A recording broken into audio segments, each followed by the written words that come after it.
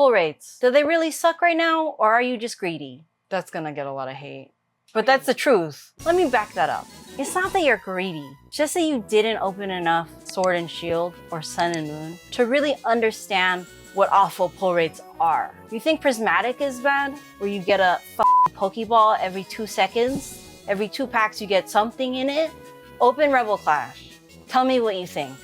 Then come back. It's super unfair to say that Scarlet and Violet has awful pull rates because yeah, we've been kind of conditioned by the last couple sets to expect big hits. But when Champion's Path came out and the only 2 cards you wanted were the shiny Charizard V and the hyper rare Charizard, even now, that hyper rare Charizard's $150. It's the hardest card to pull in the entire set.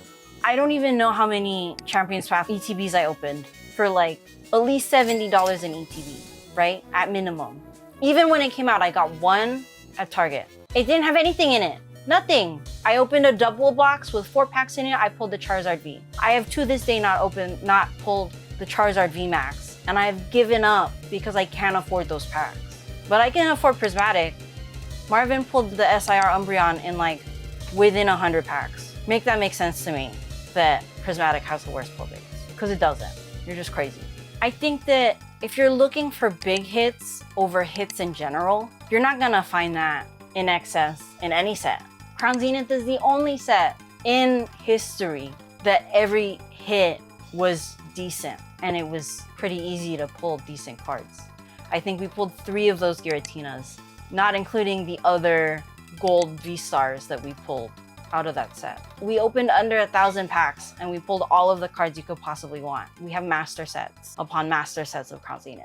That's the only set that has the best pull rates. Hands down. Unpopular opinion maybe, but I'm gonna stick to it. That said, with Scarlet and Violet, the sheer amount of hits kind of devalues the rest of them. So if you're only chasing the top chase cards, it's kind of like looking for the Charizard GX shiny out of Hidden Fates, except you're looking for it in every set. And not every set has the same value. Every set has the hype to begin with, but once you start opening packs, there's so many other cards to pull, and then people aren't satisfied with the pulls that they do pull because they're not the one they wanted. But you gotta pull. Now holos are guaranteed, right? So the average hit rate, you can't even count them when you open your booster box. In Sword and Shield, when you pulled a holo, it counted because it wasn't guaranteed. So you were looking at easily 20 cards, including holos, so arguably 10 to 15 hits out of a booster box. Now when you open a booster box of SV, let's say Scarlet and Violet, and you pull 14 cards, that's decent. That's enough.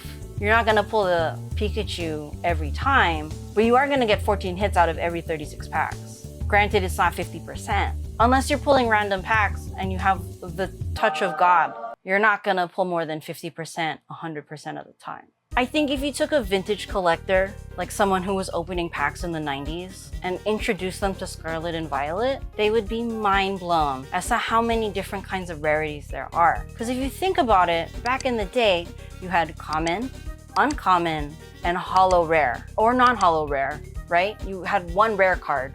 Nothing was guaranteed. The best thing you could pull was a holo until maybe the 2000s, 2010s even. There were no full arts. Now we have so many rarities. There's non-holo rares, there's reverse holo rares, there's holo rares, there's Pokeballs that are either rare or uncommon common. There are Master Balls, there are double rares, there are ultra rares, there's hyper rares, there's SIRs, there's IRs. There's so many different rarities to potentially pull, and you're pulling all of them in 1 booster box. What more could you want? A lot, apparently. I feel like the only thing people want right now is the rarest card, but they're rare for a reason. And even the rarest card isn't always the thing that people want, right? Hyper rares are technically the rarest of the rare. How many people want those? You pull a hyper rare Pikachu instead of an SIR Pikachu out of Surging Sparks and you're crying because it's not enough.